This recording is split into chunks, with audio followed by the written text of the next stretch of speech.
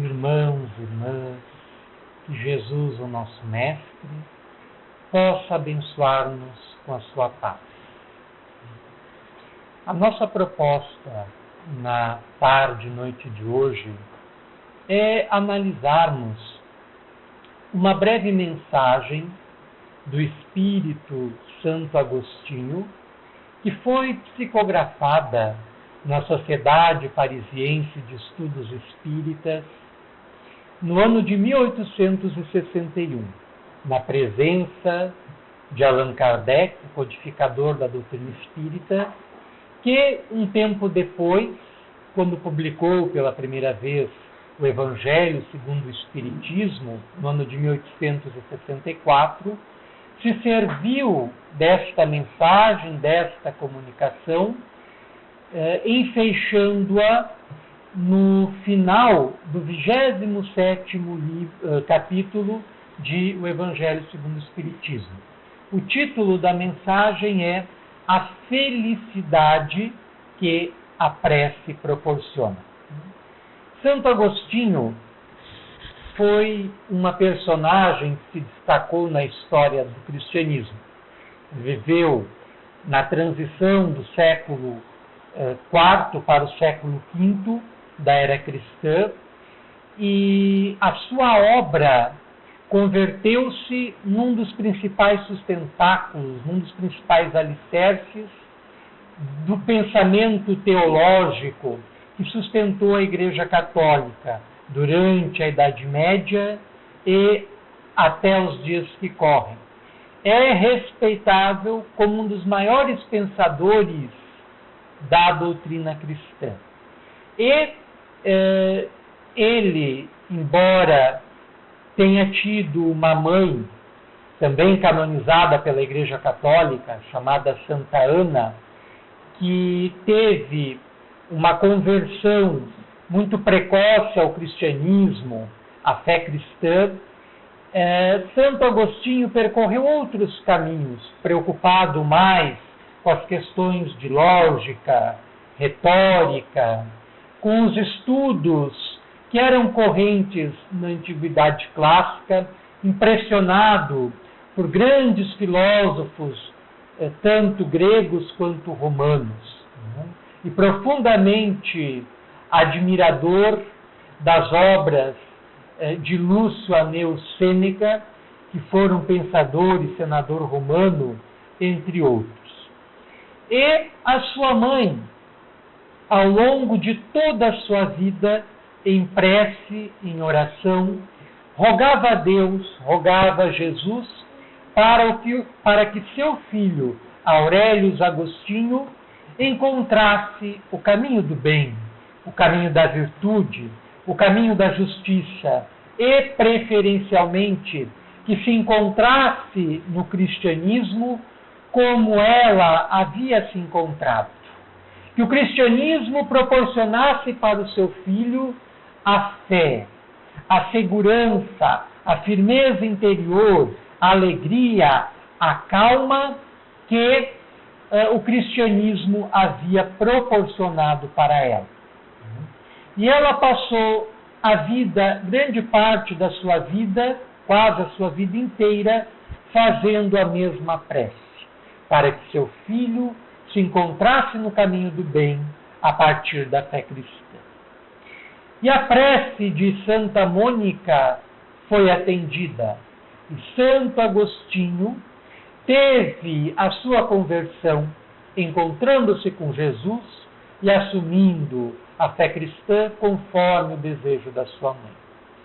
E a influência materna que pesou sobre ele e os seus apelos feitos ao mais alto para que ele encontrasse o caminho certo, mudaram o destino da humanidade, porque sem a obra teológica e filosófica de Santo Agostinho, o cristianismo não teria chegado até nós conforme chegou.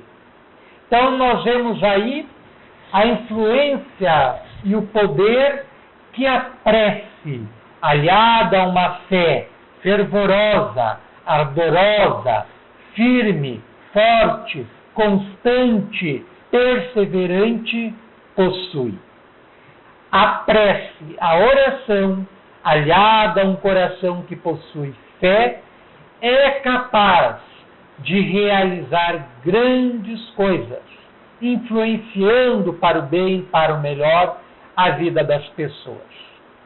Da mesma forma que Santo Agostinho desempenhou um papel tão grande, tão nobre, nas origens do cristianismo, consolidando o pensamento filosófico do cristianismo, quando surge a doutrina espírita na face da Terra, a partir da segunda metade do século XIX, Santo Agostinho, em espírito, comparece, sendo uma das principais entidades luminosas que vai contribuir, através da sua sabedoria, da sua lucidez, da profundidade do seu pensamento, para as origens do Espiritismo.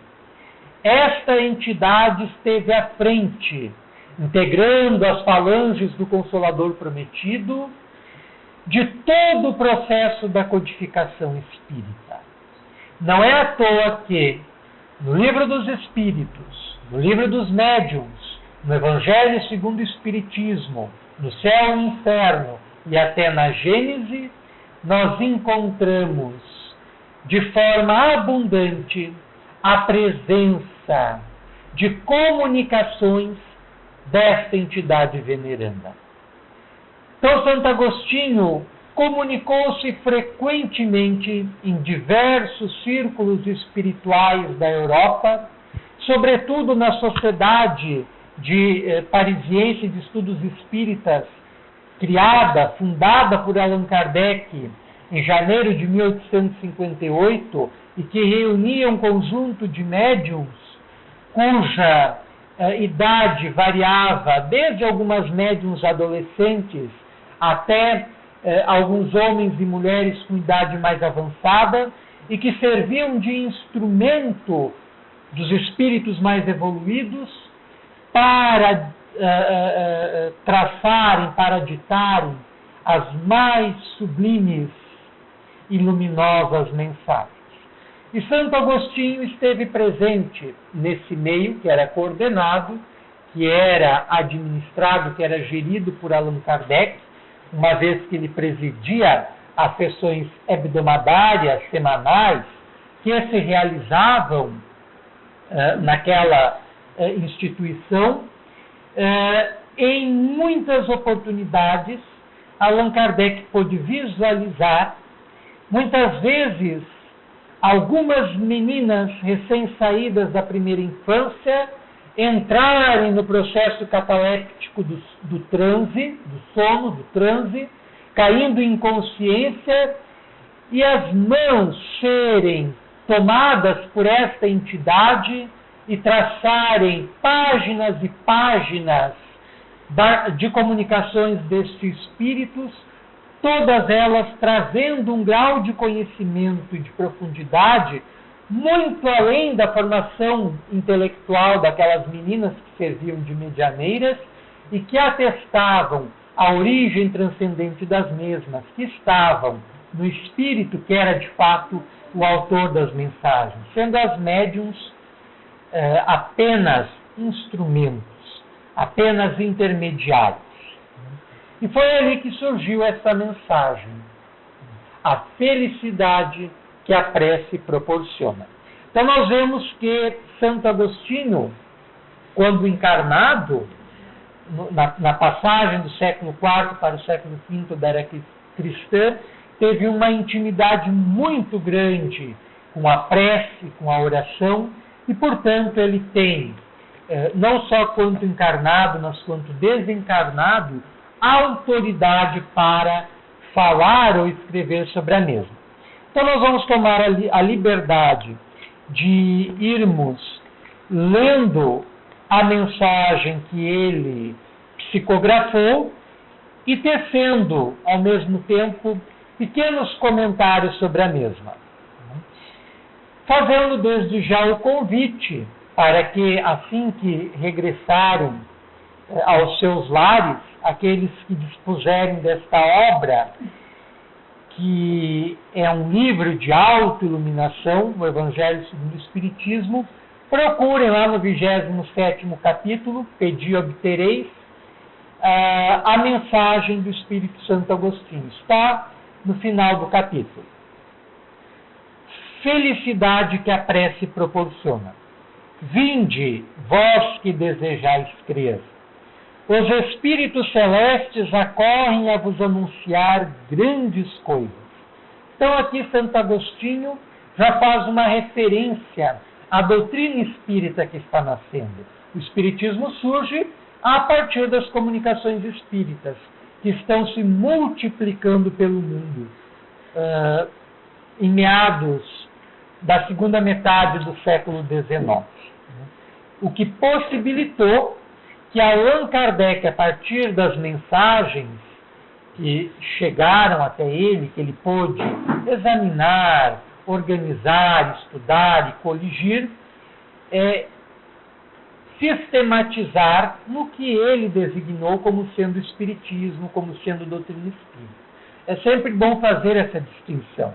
A doutrina espírita, enquanto doutrina, é produto de um momento histórico bem determinado, que é a segunda metade do século XIX. Então, o espiritismo antes deste período não existia. As crenças espíritas, as comunicações espíritas, as manifestações espíritas são de todos os tempos e lugares. Existiram desde a presença do homem sobre a face da Terra. Sempre é oportuno fazer essa distinção para evitarmos erros de entendimento quanto o que é o Espiritismo. Se nós formos ler a Bíblia de cabo a rabo, do Gênesis ao Apocalipse, o Espiritismo, enquanto doutrina logicamente estruturada, não está lá. Mas as crenças espíritas, as comunicações espíritas, os fatos mediúnicos estão ali refertos a mancheios. Da primeira página da Bíblia toda até a última, se nós a lermos, a estudarmos com o olhar que o Espiritismo nos possibilita, nós vamos encontrar ali os anjos, que não são outra coisa que os mensageiros de Deus. A própria palavra anjo, que vem do hebraico, significa mensageiro. Então, os anjos são os mensageiros de Deus, são os espíritos de luz. A Bíblia fala a cada página desses mensageiros que vinham atender às preces das pessoas. As pessoas oravam e muitas delas, no momento da oração, viam os anjos, viam esses seres de luz, que vinham da parte de Deus responder às súplicas nascidas do coração que orava, do coração que se entregava à prece. Então, ao longo de toda a Bíblia, nós temos referências a isso. Então, o Espiritismo é de todos os tempos, considerando a natureza das crenças e das manifestações espíritas. Mas, enquanto doutrina sistematizada, ele é produto do século XIX. O próprio nome Espiritismo foi criado por Allan Kardec. Uma palavra que foi criada por Allan Kardec, não existia antes. Por isso, quando nós lemos no jornal, no nosso mesmo, no NH, lá na página dos classificados, e lemos médium espírita ou sessões espíritas, mas onde está vinculado a cobrança, o uso de cartas, de búzios, etc., está sendo ali se apropriado indebitamente do termo espiritismo. O espiritismo, embora respeite, não tem nada a ver com cartas, com búzios, com tarô. E o médium que se serve desses meios, muitas vezes fazendo cobrança da sua mediunidade, não é um médium espírita. Porque o espiritismo é bem claro. Aquele que é médium, seguindo as diretrizes do espiritismo, não pode cobrar. O espiritismo vê na mediunidade uma faculdade gratuita, um dom natural que todos nós possuímos em diversos graus, mas que em algumas pessoas se manifesta de forma mais ostensiva. E a pessoa que se aclimata ao espiritismo deve se servir dessa faculdade segundo os princípios espiritistas, que inclui a não cobrança das mesmas. E nós temos, felizmente, exemplo de inúmeros médiuns que seguiram e seguem os princípios da doutrina espírita e dão mostras de uma grande obra devido às ligações que possuem com esses mensageiros de luz, com esses anjos, com esses enviados de Deus. Então, Santo Agostinho, no início da sua mensagem, está referindo-se justamente a essas entidades luminosas que comparecem através da mediunidade para contribuir para o nosso melhoramento, para o nosso engrandecimento, para o nosso aperfeiçoamento interior. Deus, meus filhos, abre os seus tesouros para vos outorgar os benefícios, todos os benefícios. Então, aquele que ora, ao conectar-se com Deus, porque a prece é um meio de comunicação. Quando nós oramos, nós nos interconectamos com Deus. Então se estabelece uma linha de ligação entre nós e Deus, entre a nossa mente e a mente divina, por onde seguem as nossas súplicas, as nossas petições, os nossos agradecimentos, os nossos louvores, e por onde retornam as respostas e de forma imediata aquilo que pedimos, aquilo que agradecemos, aquilo que louvamos. Então, através deste processo, nós acessamos, como assevera o Espírito Santo Agostinho, os tesouros divinos, através dos benefícios que a prece nos proporciona, que a prece nos prodigaliza. Homens incrédulos, se soubesseis quão grande bem faz a fé ao coração e como induz a alma ao arrependimento e à prece. Então, aqui nesta interjeição, Santo Agostinho, desencarnado, ao se comunicar, coloca que enaltece o valor da fé, a importância da fé, a importância de termos uma crença forte, uma crença inabalável, e que a fé leva o indivíduo ao arrependimento dos seus erros, dos seus descaminhos, das ilusões em que se envolveu, e também leva de forma natural a prece. Aquele que possui fé dentro de si é conduzido através de um processo natural a orar, a entregar-se através da prece num cântico de agradecimento, de louvor ou de petição a Deus, a Jesus, a seus guias espirituais, aos seus benfeitores. A prece, como são tocantes as palavras que saem da boca daquele que ora. A prece é o orvalho divino que aplaca o calor excessivo das paixões. Observem a profundidade dessa afirmação. A prece é o orvalho divino que aplaca o calor excessivo das paixões. O que é o orvalho? O orvalho são aquelas gotículas com as quais a madrugada, toda manhã, cobre a terra.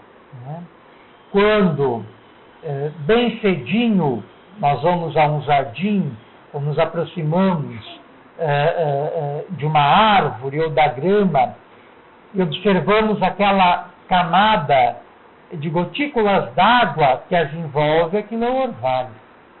Então aqui, através de uma analogia, o Espírito Santo Agostinho compara a prece ao orvalho.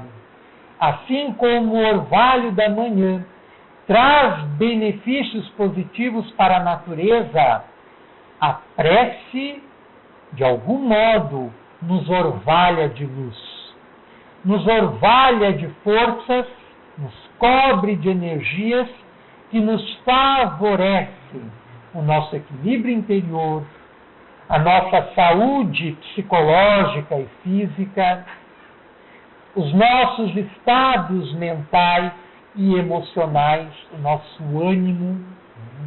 Quem ora de manhã, mesmo quando é mal-humorado, a prece eleva o seu estado de ânimo, porque a prece é um impulso da nossa alma para a alma divina, da nossa mente para a mente divina.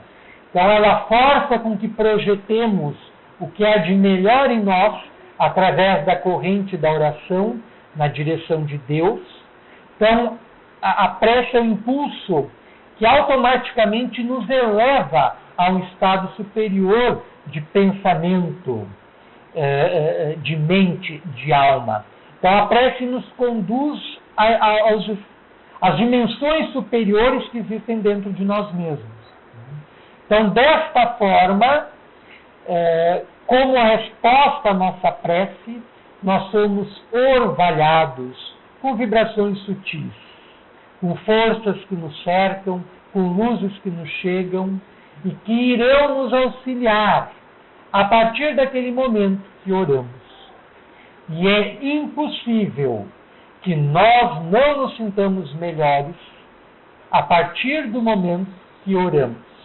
É impossível não experimentarmos ao menos um conforto íntimo, mesmo que o mundo em derredor esteja desabando, que as situações estejam tomando um pé de complicação, que os nossos relacionamentos estejam sucumbindo, estejam indo por água abaixo, que nós estejamos passando por um momento de dificuldade angustiante. É impossível que, se orarmos com fé, é impossível não experimentarmos, desde aquele momento que nos dedicamos à prece, uma melhora interior, um conforto íntimo, um estado de paz interior. Porque a prece tem este poder, quando feita com fé. Filha primogênita da fé, ela nos encaminha para a senda que conduz a Deus. Então o Espírito Santo Agostinho apresenta a prece como sendo filha primogênita da fé. Então ele faz esta relação, que aquele que tem fé é diretamente conduzido à prece, ao hábito de orar. Porque quem tem fé acredita em alguma coisa, ao qual lhe dá um nome, geralmente Deus. Né? Então, quem tem fé em Deus é naturalmente levado a manter-se em comunicação com o objeto da sua fé. Então, ele precisa estar diretamente em ligação, em contato, em íntima comunhão com Deus. Por isso, a fé leva o indivíduo a estar em ligação profunda com Deus. E nós precisamos aprender a orar, precisamos aprender a levar as nossas preces a este estágio de comunhão direta e recíproca com a divindade. Porque o problema do homem, no momento, é que Deus está com ele, mas ele não está com Deus. E esse é o nosso problema maior no momento. Deus está conosco sempre, em todos os momentos, em todas as situações, mas infelizmente nós não estamos com Deus em todos os momentos, em todos os instantes, em todas as situações. E sobretudo naqueles momentos mais ásperos, que nós deveríamos estar com Ele, nós nos revoltamos e dizemos que Deus nos abandonou, que Deus não olha por nós, que Deus não se preocupa conosco. E somos justamente nós que estamos nos afastando dele. É a eterna mensagem transmitida pela parábola evangélica do filho pródigo, daquele filho revoltado, rebelde, que não quer seguir os conselhos paternos, rompe com o pai, afasta-se da casa do pai, mas é por força das situações obrigado, muitas vezes sofrido, muitas vezes duramente experimentado, obrigado a voltar à casa do pai, bater-lhe a porta e pedir permissão para entrar. Então este é o nosso problema no momento. Nós estamos afastados de Deus. E nós precisamos, através da oração, através da prece, recuperar esse sentido de ligação mais íntima, contínua, de todos os momentos com Deus. A nossa vida perdeu o espaço do sagrado.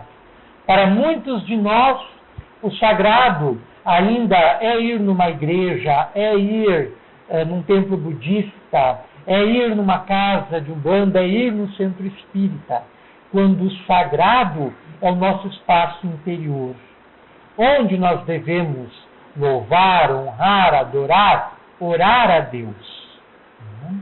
Então, infelizmente, nós, enquanto humanidade, perdemos a dimensão do sagrado, tanto a dimensão exterior e muito mais a dimensão interior. E nós precisamos recuperar isso. Continuando a leitura. No recolhimento e na solidão estáis com Deus. Para vós já não há mistérios. Eles se vos desvendam. Apóstolos do pensamento, é para vós a vida.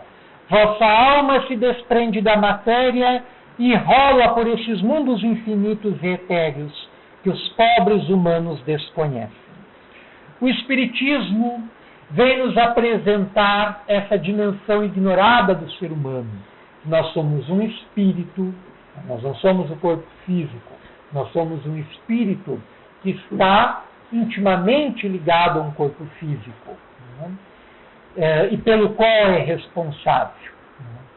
Nós somos um espírito que está no corpo físico para aprender, para crescer, para evoluir, para avançar. Nós somos um espírito que existe antes deste corpo físico e que continuará existindo depois deste corpo físico. Antes deste corpo ser gerado no útero materno, desde a concepção, o nosso espírito já existia antes, no momento da concepção, obedecendo um planejamento espiritual, o espírito se conecta ao óvulo recém-fecundado e passa a administrar todo o processo de desenvolvimento embriológico do embrião, do feto, até nascer para este mundo. Depois que nós morrermos, este mesmo espírito não morrerá com o corpo físico. Quando o nosso espírito fechar os olhos para este mundo, abrirá os seus olhos para o mundo espiritual. Então o espírito existe antes deste corpo físico e continuará existindo depois deste corpo físico. Este corpo físico não é o primeiro e não será o último corpo físico que o nosso espírito já teve.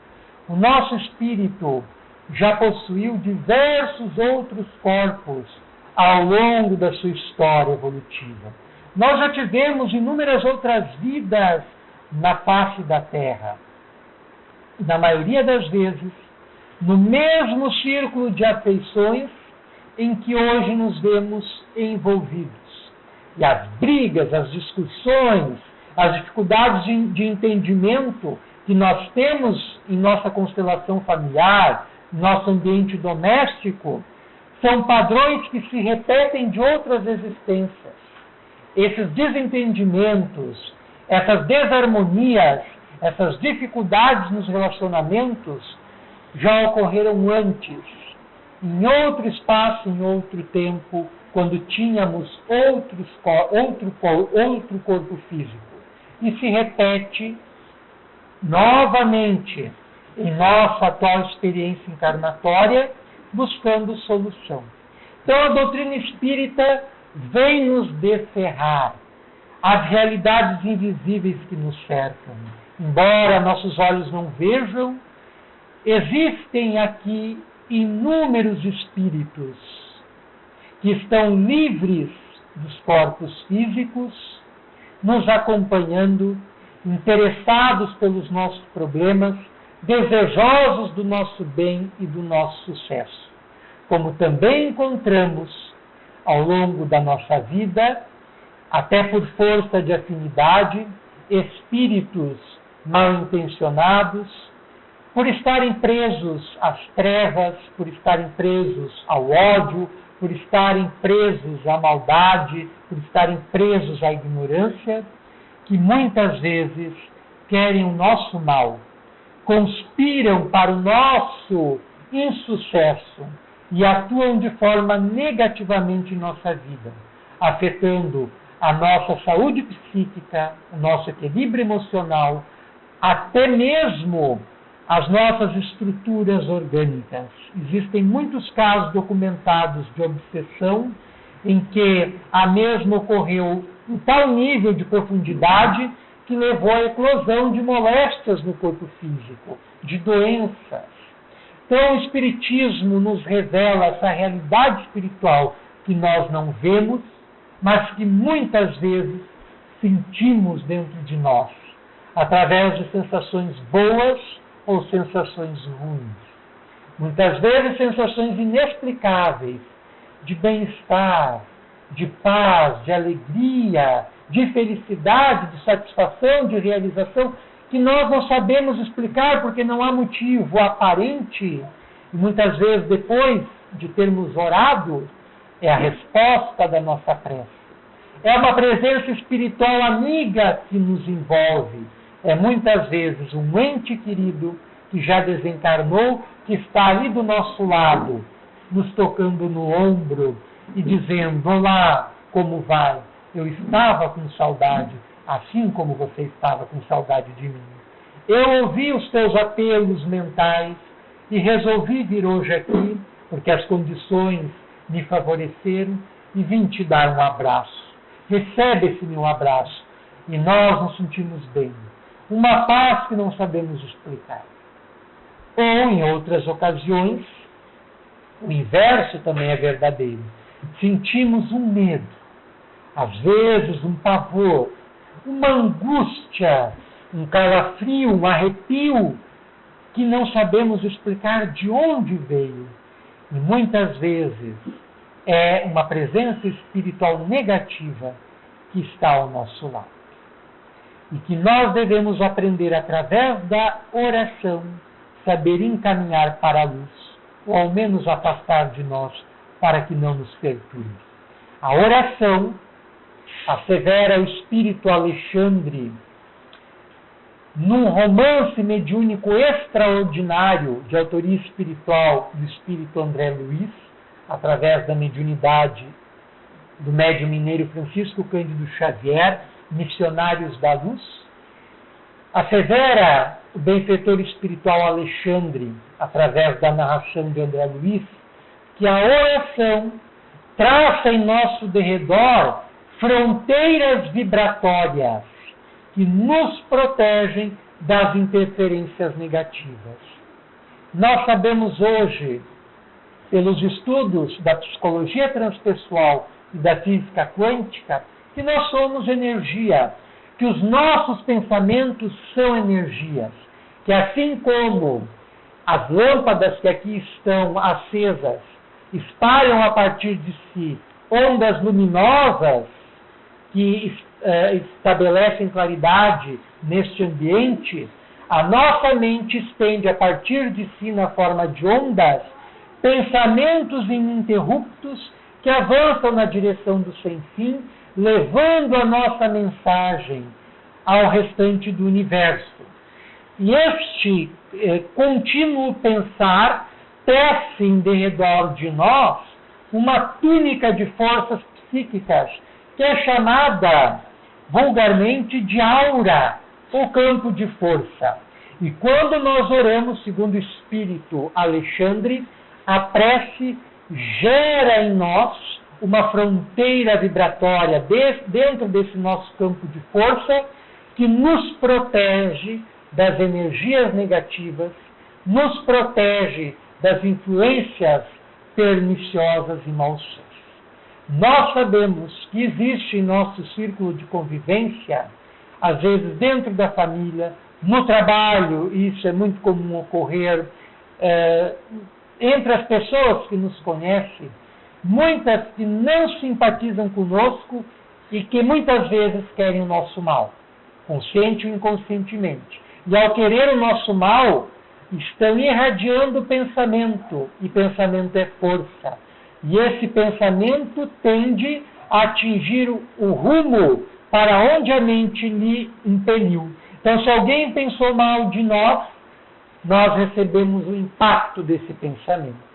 E se estamos numa condição de desarmonia, se estamos numa posição de desequilíbrio, se nós não temos essa fronteira vibratória de proteção gerada pela prece, nós somos atingidos em cheio, no alvo, por esse pensamento negativo.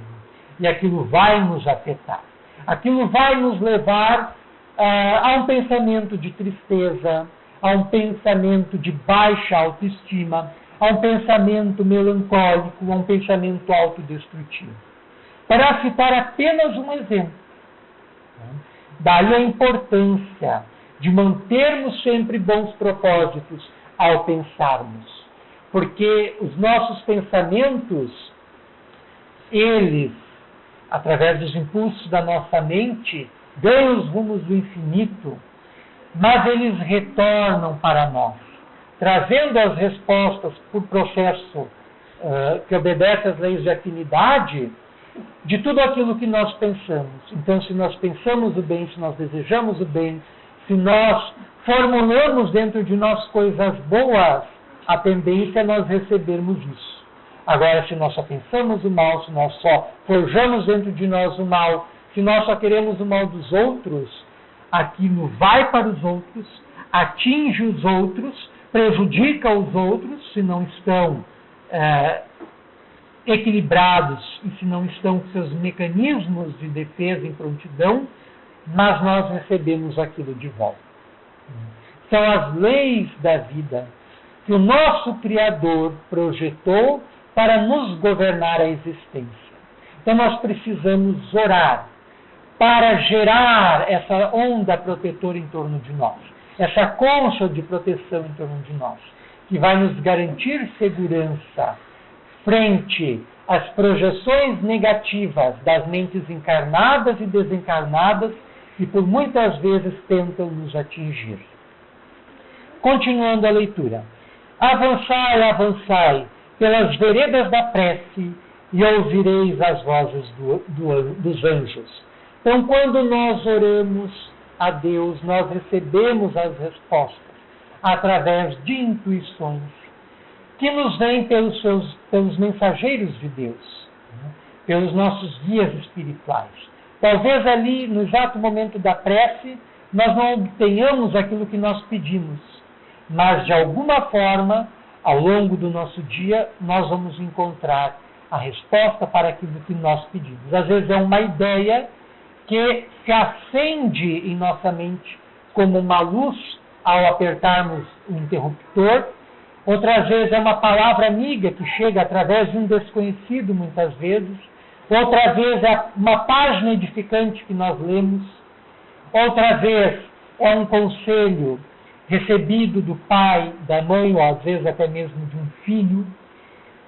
São milhares os mecanismos usados pela divindade para responder os pedidos que formulamos em nossas preces, em nossas orações. Mas a resposta sempre vem. Que harmonia!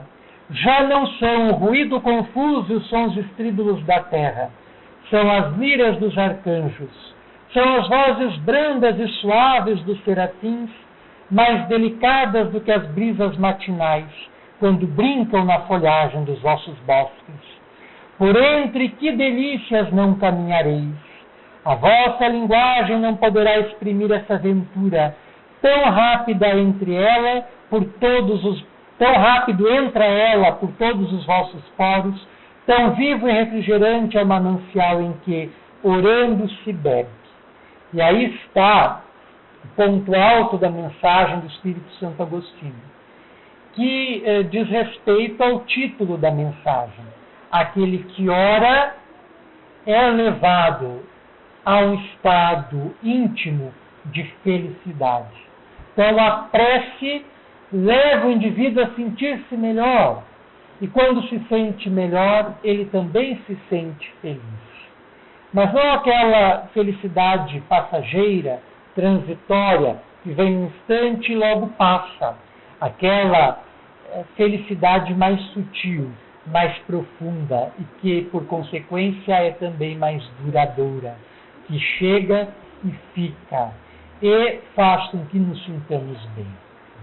Então, esta é a felicidade que a prece proporciona, o estado de equilíbrio interior e bem-estar, porque ela nos projeta para as regiões superiores dentro de nós mesmos, que hoje são estudadas por inúmeras correntes psicológicas e que fazem com que ali experimentemos estados interiores que foram definidos por tradições espirituais de diferentes maneiras.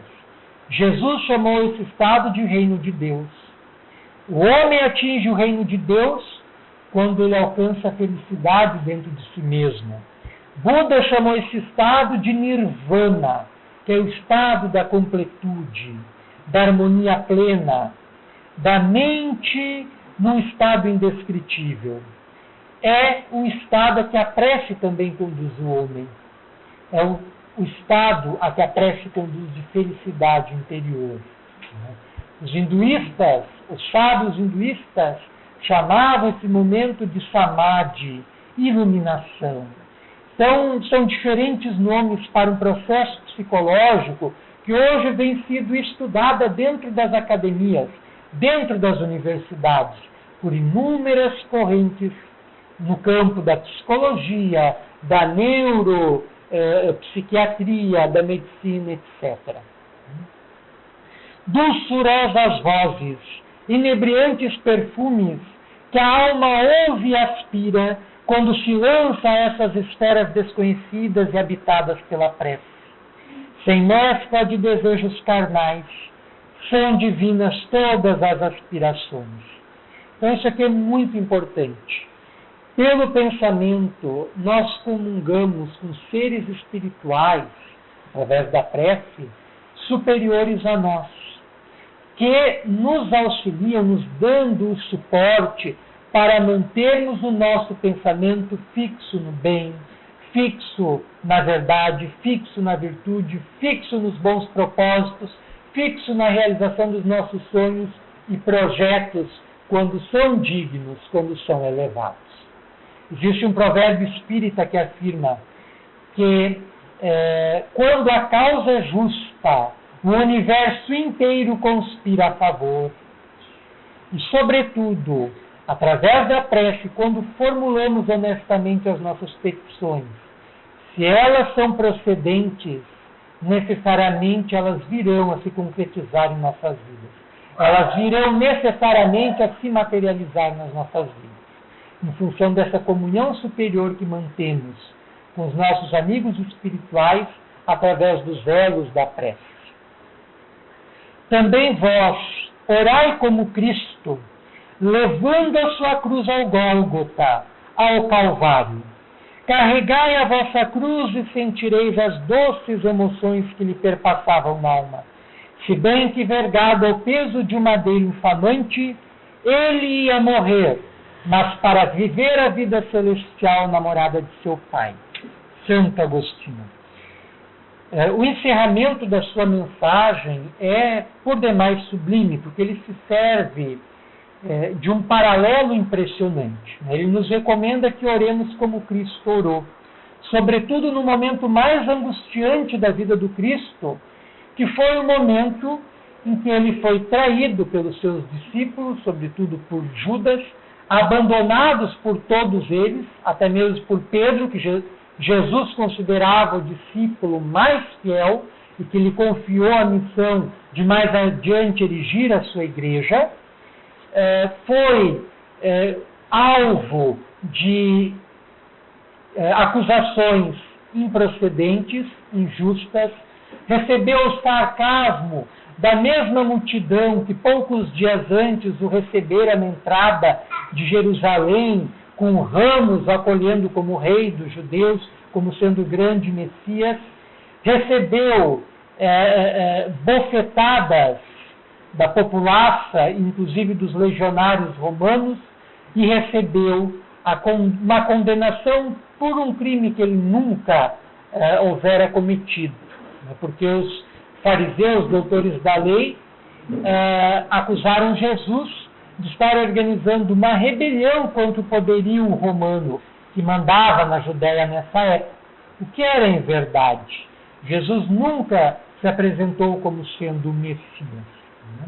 Ele se apresentou como sendo um enviado de Deus, como muitos outros que o povo de Israel tivera ao longo do seu tempo e que chamara, ao longo do tempo, e que chamara de profeta. Então Jesus, sofrendo todas aquelas dificuldades, uma acusação e uma punição injusta, que foi a morte na cruz, carregar a cruz sobre os achaques, as acusações, os impropérios da população, escalar o Gólgota, que era um monte onde a crucificação era a pena de morte da época, então todos os ladrões sob essa pena, ou infratores sobre essa pena, eram crucificados sobre o Gólgota. Então Jesus, crucificado no Gólgota, no momento da sua morte, ainda encontra forças dentro de si para arrojar-se as dimensões interiores existentes dentro dele, e das quais ele nunca se desligou, e com certeza lhe deram sustentação naquela hora grave, a fim de pedir ao Pai que o abençoasse e principalmente que perdoasse aquelas pessoas que ali se encontravam pela sua imensa ignorância, porque não sabiam o que estavam fazendo. E Jesus, antes de morrer, ora, em nenhum momento da vida de Jesus ele esqueceu a oração. Em todos os instantes, Jesus manteve-se ligado ao Pai pela oração, pela prece. E em todas as circunstâncias, narram os evangelhos, basta lê-los, os evangelhos de Marcos, Mateus, Lucas e João. Jesus convidava os seus apóstolos, os seus seguidores, os seus discípulos, as pessoas comuns, para, junto com ele, orar. Então, a oração está no centro do pensamento de Jesus, da doutrina de Jesus, e está no centro da proposta terapêutica de Jesus para a humanidade. Porque é comprovado cientificamente que quem ora tem tendência a gozar de mais saúde mental, psicológica, emocional e física. Existem vários tratados científicos que vêm nesse sentido, no campo principalmente da psiconeuroimunologia, atestar que quem ora tende a gozar de uma saúde maior em todos os sentidos. Então, a prece está no centro da vida e da proposta de Jesus para a humanidade. E Santo Agostinho nos convida a orar como Jesus. E a orar como Jesus, é orar todos os instantes, todos os momentos. É transformar a nossa vida numa oração. É transformar a nossa vida no espaço do sagrado, onde possamos demonstrar, através dos nossos pensamentos, palavras e atos, a nossa ligação íntima com o Criador, que Jesus possuía, e principalmente nos momentos de dificuldade. No nosso Gólgota, quando a cruz das nossas dificuldades, das nossas tristezas, das provações pesam sobre nós temos que aprender a fazer como Jesus fez, a orar, a fim de conseguirmos, com a oração, carregar a nossa cruz. E principalmente no momento da crucificação, que muitas vezes nós passamos por momentos como este em nossa vida, quando somos criticados imerecidamente, como somos vítimas da fofoca, como somos vítimas da maledicência e da calúnia, quando somos vítimas de acusações indébitas, quando quando somos vítimas de ataques que não merecíamos, são emblemas da crucificação, a crucificação que a gente está sofrendo em nossa vida pessoal. E nesse momento nós precisamos aprender a fazer como Cristo fez durante a sua crucificação, a orar. Então, o nosso convite, fazendo a análise dessa pequena, mas profunda mensagem